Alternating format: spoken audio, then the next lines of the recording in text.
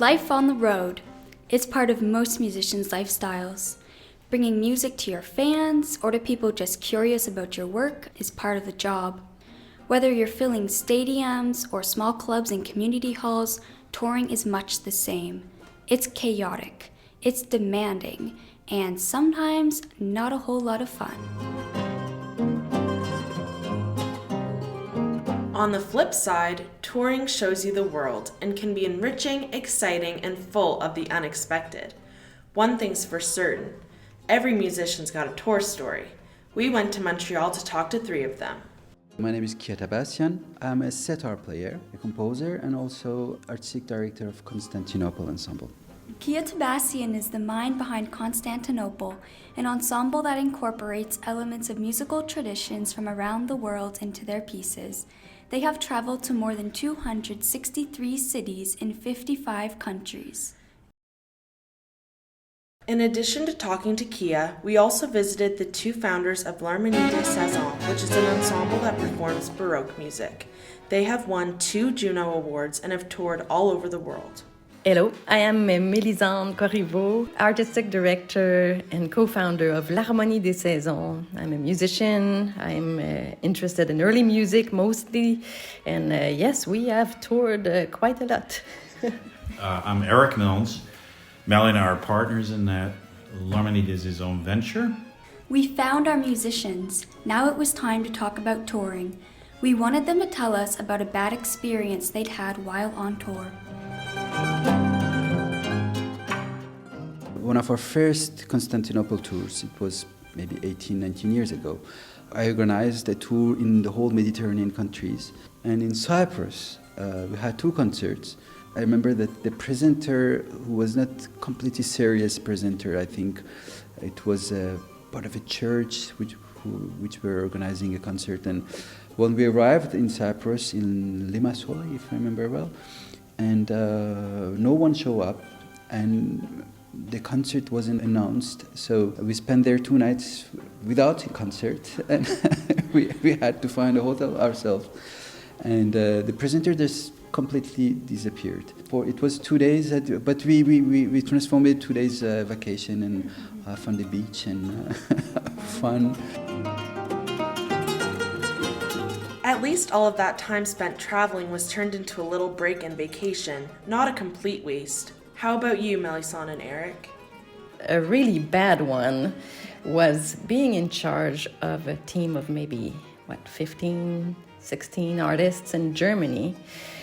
Doing our concerts there, they went great. It was fun, we had a good time, but then we get up the morning we are supposed to leave, and there's no train running. So what happened? Well, then you have to go in overdrive and find solutions and call the people from the festival. We were all trying to make a flight that day. Exactly. So we actually needed that train to go home. Everybody needed to go to the airport. So, we were lucky. The hotel managers helped us. We finally reached the festival people who also helped us. They together found a car company that could come, bus company that could come and take us all. But that was some hours of quite sweaty moments, yes. That must be a frustrating moment. You spend time arranging everything and it just doesn't work out. Those tours sound awful, but are there funny stories too? Well, yeah, I just remembered one of those funniest moments on stage that I had. It was during the concert in Montreal. We are 8 musicians, I think, in this program, 7 or 8. So as soon as we finish our vocal piece, we come back to sit on our seats. In that time, I'm walking to my seat, and I forgot that there is a monitor there in the middle of my way.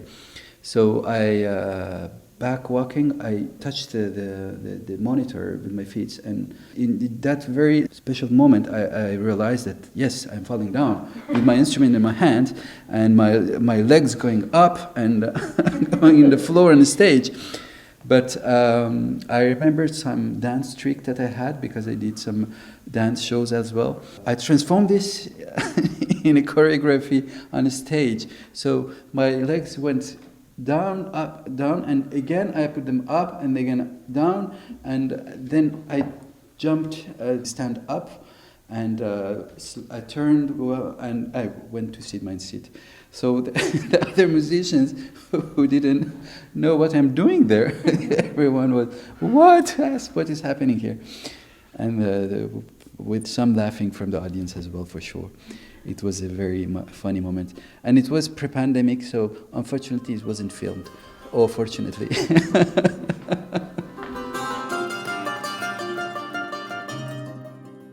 We were offered a tour in Bolivia, and it was a wonderful tour, wonderful opportunity. It's out in the jungle, basically, what they call the jungle. Like know. mini villages, you arrive after a huge bus trip, which is great. always twice as long as they say it is. And we tend to forget that the week before was absolute terror, panic, because we could not get them to move, or something could not get moved about the visas. We were explaining, we need these visas, we need to be able to go, help us, please do something. And one person just said, oh, but you don't really need the visa, you know, just go, say you're gonna be visiting. And then I'm like, yeah, you realize we have so many instruments on our backs. Like I have a cello, a viol, we have guitars, we have all sorts of instruments. We just say we're visiting. And what? Go to play where? Go say you're gonna go play in the jungle. I could not believe I got that from a real consulate representative. So we figured, okay, maybe even if we don't have all the visas, the ambiance, the vibe is maybe that we don't really need it, although they say on the website you need it. Well, anyway, when we arrived there, they didn't ask for any visas.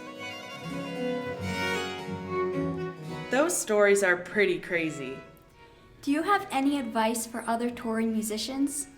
Oof, I would say as a cellist and a gamba player, insist on having your instrument on a seat next to you, because when the instrument doesn't arrive, or when some of your colleagues have a cello that arrives with a huge hole in it or something, it's just too much stress. That part is too much stress.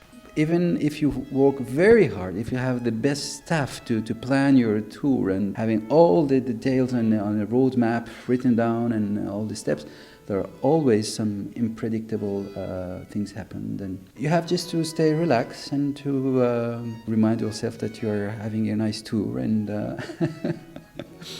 you're on tour to do music. But in general, put yourself in a mood that you're going to be flexible, that things are not going to all work out, and that things are going to be challenging, and that there's just a lot of patience and a lot of humor can make it a lot easier. Yeah. Thank you to Kia, Melisande, and Eric for giving us a view at what a tour can look like and the wonderful advice on how to enjoy the time, even when unexpected things happen. I don't think I'm personally ready to take on the road anytime soon, but I've definitely learned how to take the hard times and turn them into good ones, or at least a good story.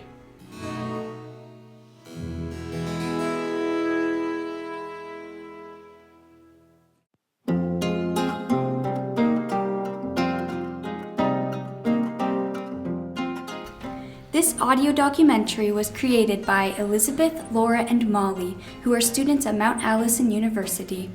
The project was part of a first-year class called Music, Culture, and Context, taught by Dr. Linda Pearse. Audio production and training was provided by Matt Tunnacliffe. You can find more documentaries in this series at mta.ca/music and follow the links under Student Opportunities. Support for this project came from CEWIL and Mount Allison University. The transitional music featured in this audio documentary was played by Constantinople and l'Harmonie des Saisons. You can see them live on stage as part of the Sackville Festival of Early Music, which runs from September 26th to October 1st, 2023 in Sackville, New Brunswick. Thanks for listening.